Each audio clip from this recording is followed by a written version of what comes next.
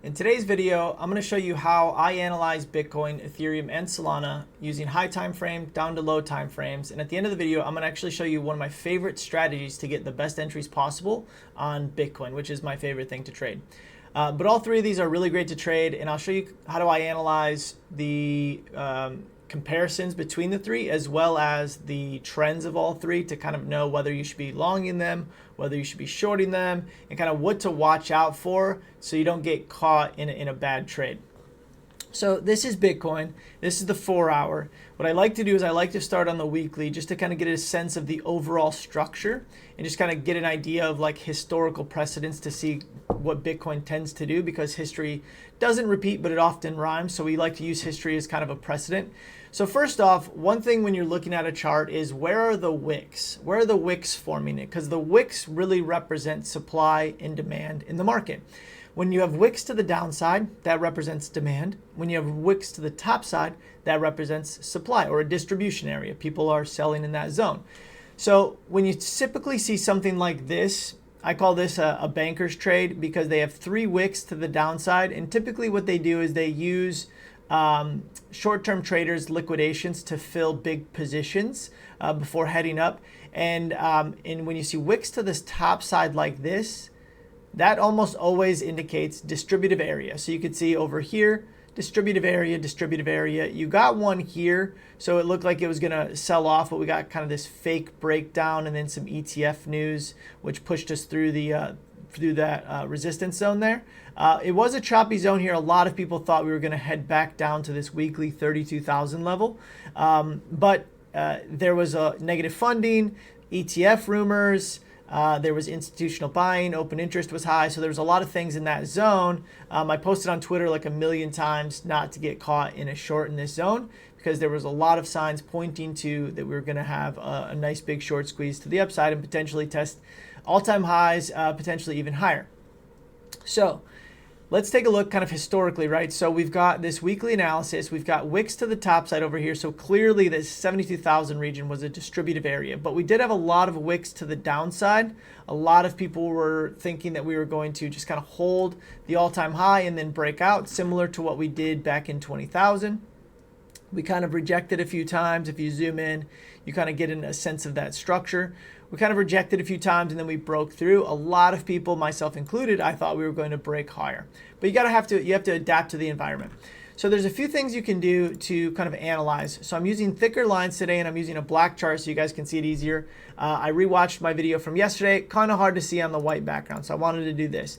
So this is definitely not a great sign when you break out all-time highs, but you can't really hold it on a weekly basis. We had one candle that kind of closed up there, but immediately kind of closed back below fairly quickly, and then we rejected a few times. So we know that 72,000 to 69,000 is a distribution or a distributive area, right?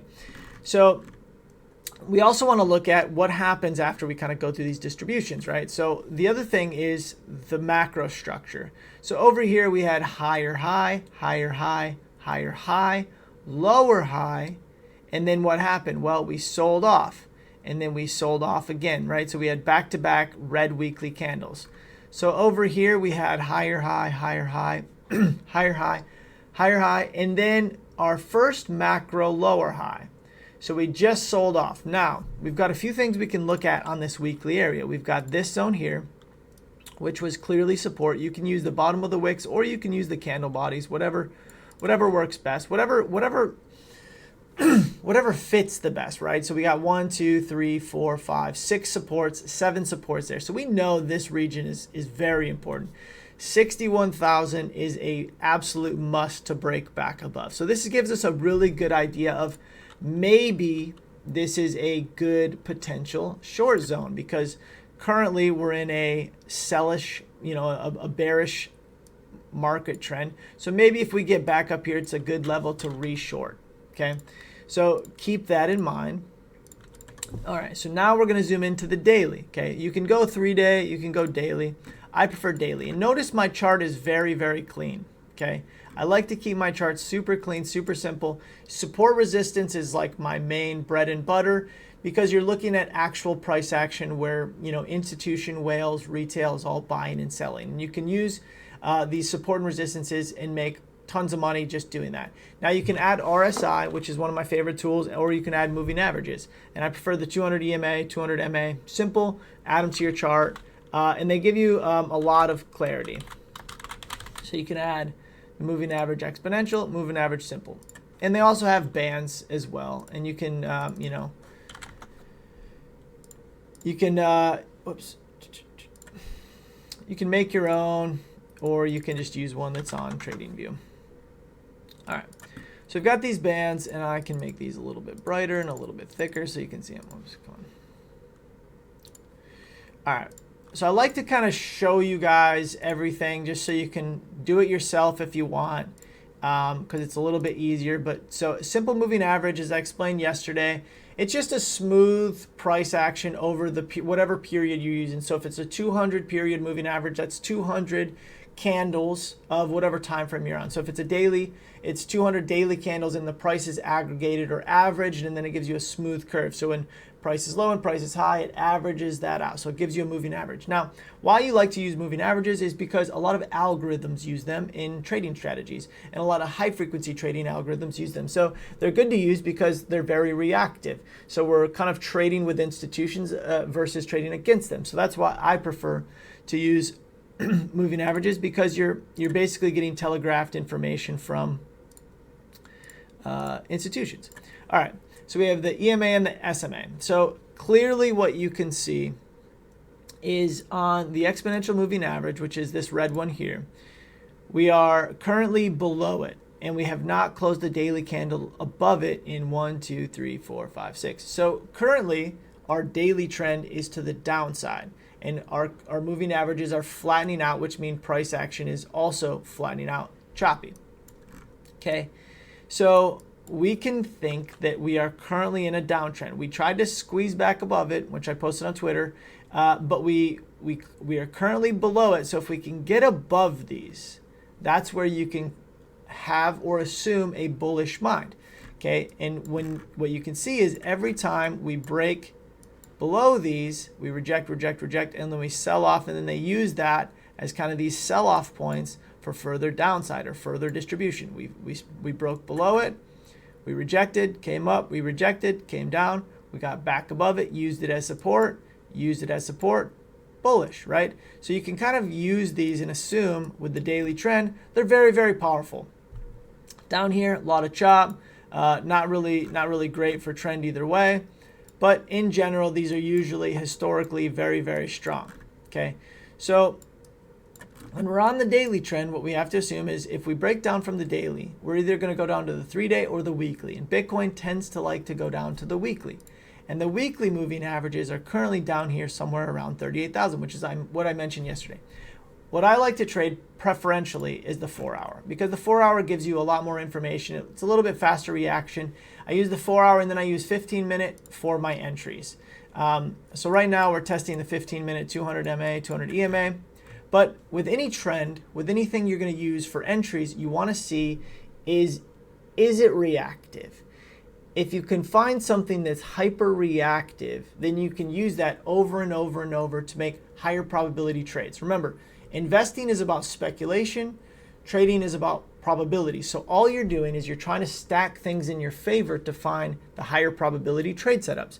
So that's RSI, that's moving averages, that's your MACD, that's your that's your price action support levels, that's your diagonal trend lines. All these things are just designed to give you confluence in probability.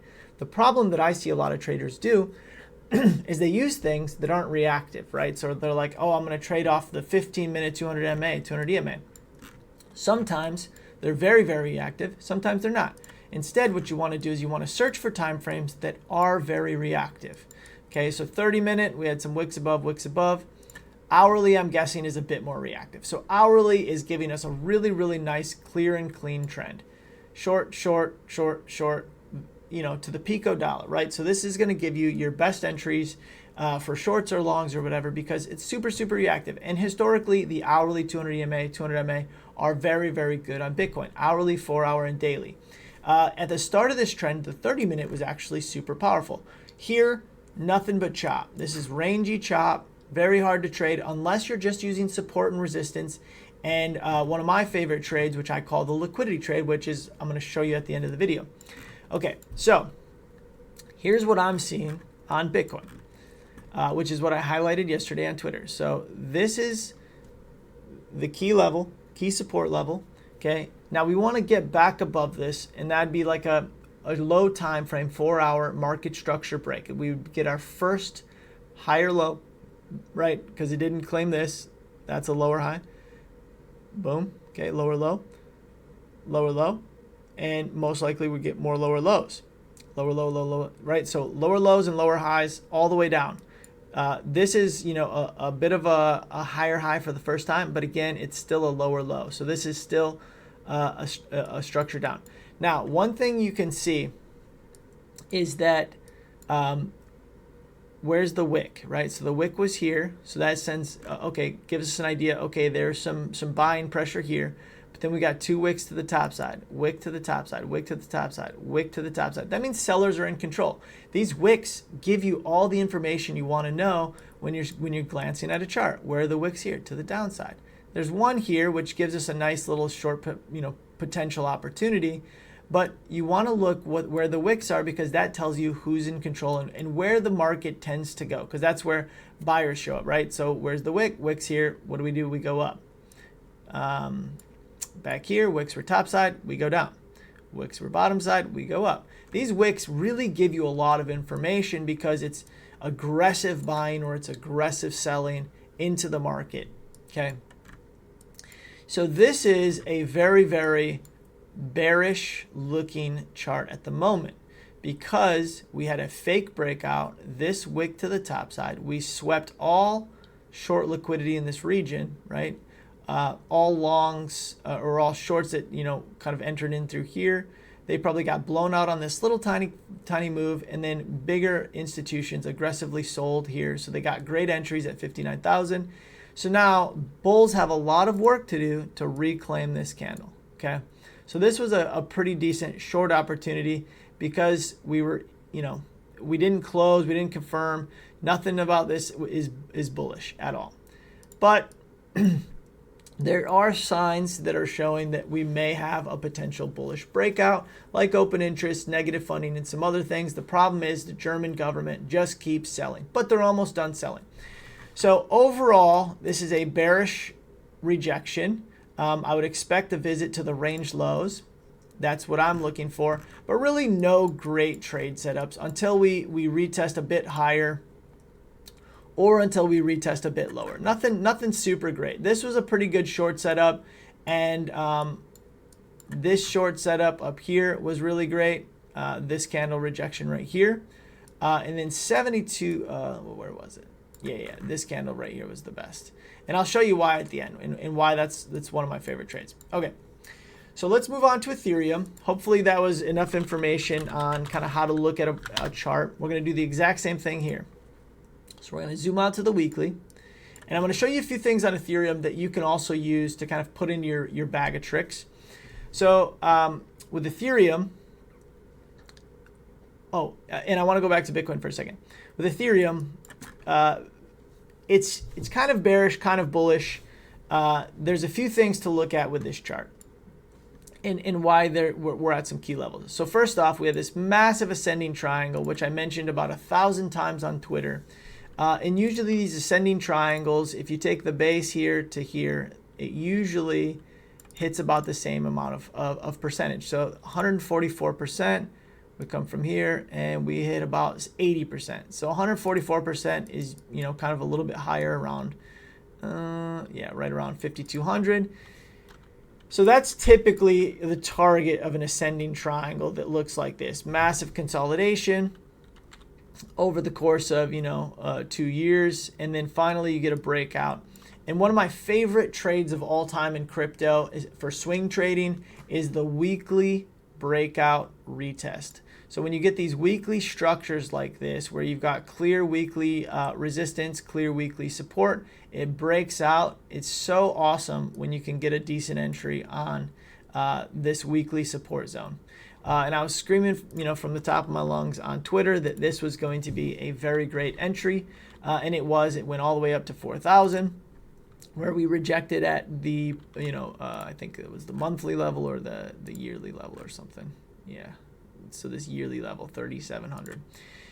So let's zoom back out. So right now, Bitcoin is battling to reclaim this 200 EMA, 200 MA band, okay?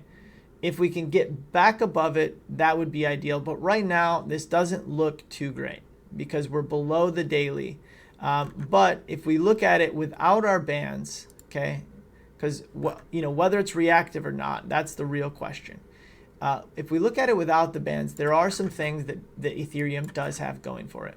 First off, we retested this weekly support and we held it, and we're getting kind of a confirmation bullish candle. Now, the other thing is we're breaking back above the weekly resistance here. So if we can hold till Sunday above this level, then we can assume that we're kind of still holding a bit bullish. And Ethereum's looking good. Now, the other thing that I like to do is I like to look at ETH BTC to see what ETH BTC looks like. ETH BTC gave us a really great entry down here where it kind of swept this zone here, but really it just kind of came back to retest this breakout point. So it broke this weekly resistance, came back above, came back down to here. Really nice candle down here, and then we got a breakout with the ETF news. Now we've gotten a few of these breakout candles, but it does seem to slow bleed back down for whatever reason. Ethereum just really can't get much mojo going, and I think that it's because mostly for Solana. And so when we look at Solana, let me show you Ethereum.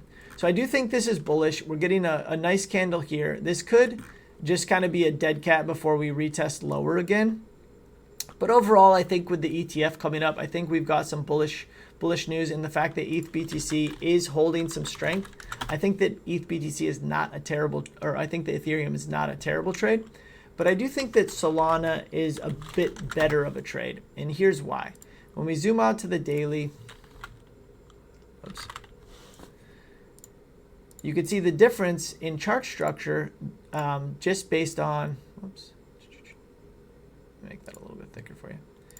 The difference in chart structure on the daily is, did I make that 200? Sorry.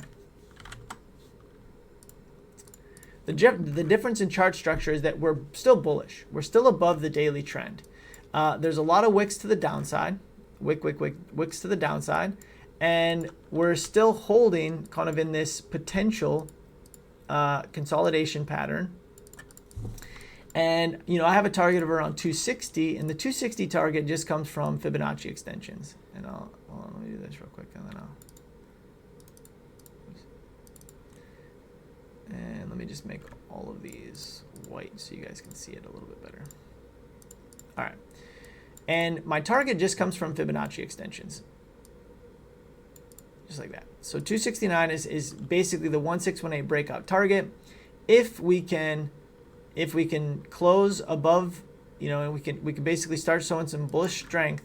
If we can hold above this resistance line here, and again, Solana, we're going to zoom out to the weekly support, resistance, kind of a bit of a fluke here.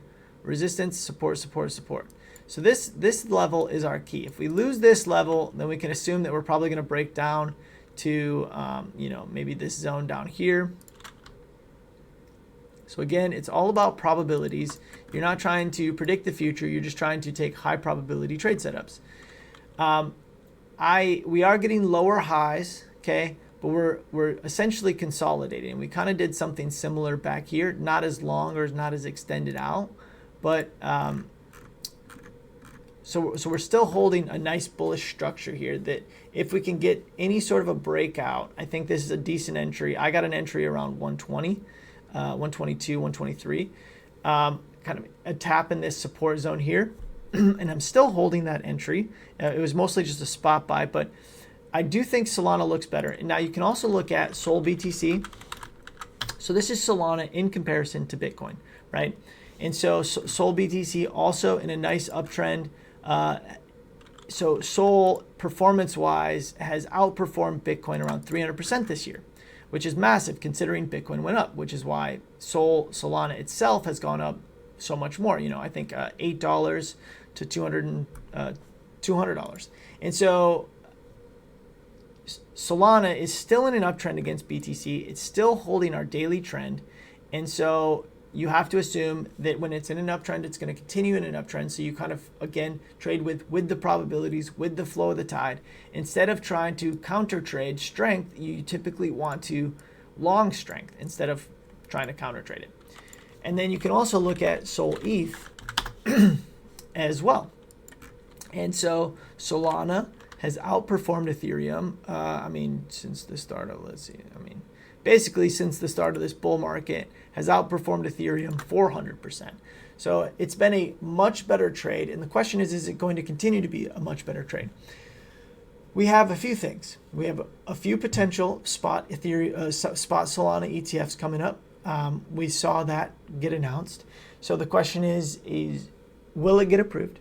The other thing is Fire Dancer is coming alive for Solana, which is going to massively speed up Solana and rapidly decrease failed transactions, because you're going to have parallel operating systems essentially. So two Solana clients on the validators that will validate transactions, but will keep the entire full Solana history, but they'll run them differently. And so when one validator operating system goes down, the other one is still there, right? So if there's a bug here, this one still works. And so I think this is the first time I've ever seen two clients running for a blockchain, which is very interesting. And I think Jump Crypto is the one that's pushing that initiative. But that's why I like Solana. And you can kind of, put your own assumptions on Solana, whatever you like to say, whether it's FUD because it was affiliated with FTX or because the chain goes down or whatever. The thing that you want to use as a trader is just technical analysis. So there's not a lot of wicks to really give us a lot of information on the Sol ETH chart. But when we look at Sol USDT, we've got a wick to the top side, which does say, but we're kind of real low time frame and we're still in this daily candle, so there's still time. But there's more wicks to the downside right now.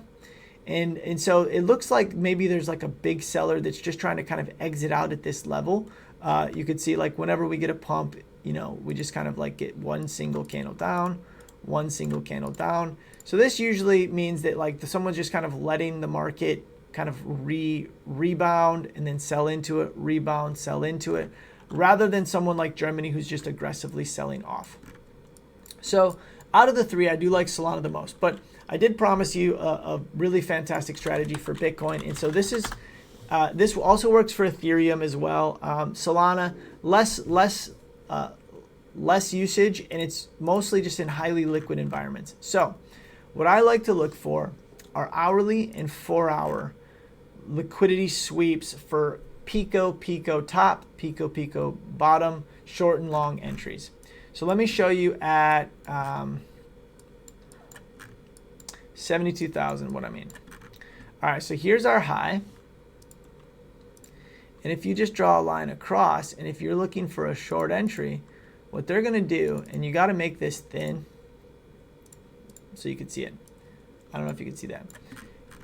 But these are called liquidity sweeps. And I've talked about this before on my YouTube channel, but this was back in 2018, 2019. So this is a liquidity sweep, and this usually gives you more information than anything else. This is a big player at play. And they do this super, super intentionally to grab all of the stop losses in this area to fill their position for whichever side they're going to go. And in this case, obviously it was a short. So 72,000, there was a big wall. We came up and we just swept the high of this candle. So I call this trade the liquidity sweep trade, okay? Some people call it the Canfield trade because I've made it popular on Twitter. I've posted about it 1,000 times. But you can actually see so I would have expected this high to get run with this candle here for a short setup, but they did that right over here too. So we made a high, and then they made this little sweep right there. Super, super fantastic spot to get an entry. And what you can also do is you can also look at trading light, and typically there will be like a wall there on Bitfinex, BitMEX, or Binance Perps futures. And you can usually see in the order books whatever entity that got filled there. So here they swept the high. So for a long position, it actually does the opposite. And I'll show you what a long position does. Right here is a good example. So this is same thing, right? They just sweep. Let me zoom in for you guys. They just sweep the low just like that. If you look at it on a daily, it's going to just look like a tiny little wick. Boom. They sweep the low, and they basically make people close their trades. Again, right here. Some of my favorite trades that you could ever take, because it gives you typically Pico bottom and Pico top entries. Let's see if they do any kind of that shenanigans over here. They swept the high here, but that's not like a really great example.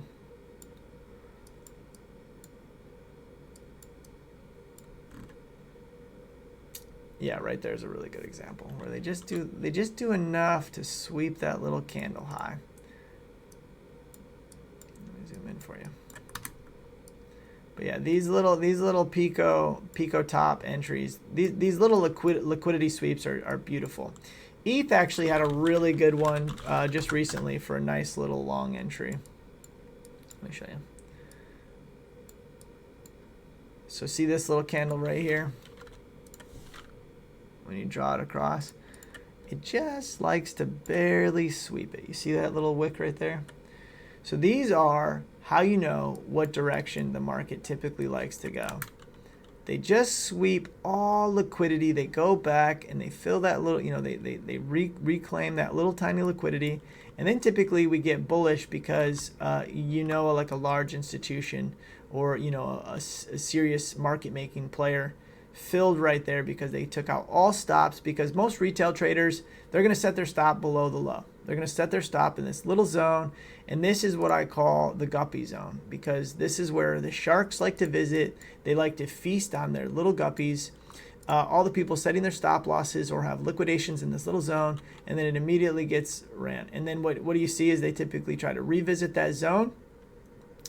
So you never want to usually buy the first bounce. You always want to wait for that secondary retrace.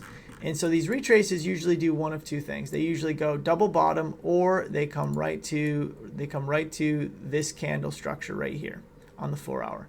So they'll typically do something like where they'll bounce up and then they'll come down here and then they'll bounce again. And you can see that on a lot of different altcoins, a lot of Ethereum trades. Actually, here's a great example. Perfect example. So you come down. So instead of double bottoming, what did it do? So it comes down, it comes up, and then people that long this candle, they kind of panic sell as soon as they see, two candles the other direction. But then it comes right back down to this level here, because that usually gets guarded. And then we get a nice little push up for a nice trade. And let's see. Yep, so this one kind of did the same, double bottom. We got a sell off here. What does it do? It comes back right back down to this candle. Sells off here and then pushes back up. So that's just another really good example of a trade setup. When you get these capitulation candles and you get this first candle up, it's typically not the best to just buy the first green candle. You typically want to wait for that retrace where you get either the double bottom or you get that simple level there, and then you can buy there and then set your stop below there with clear invalidation. Okay. That's it for today, guys. Hopefully you enjoyed the content. If you want more updates like this, let me know in the comments. Click like. If you're not following the channel, click subscribe. I'm going to try to do a lot more videos for you guys. I have a lot more free time. I bought an office, got a green screen. I have a bunch of kids at home, so hard to make YouTube videos. That's why I took a long break. But if you guys like these, let me know. I can also do a lot of altcoin ones if you want. I don't typically trade altcoins just because the liquidity is not that great, and the trading, you tend to get wicked out a lot because of the market makers. Like if you want to look at, Actually, I'll do that on the next video. I'll go through some altcoins and just kind of scan some of my favorites. But hopefully you guys like this, and I'll see you on the next video.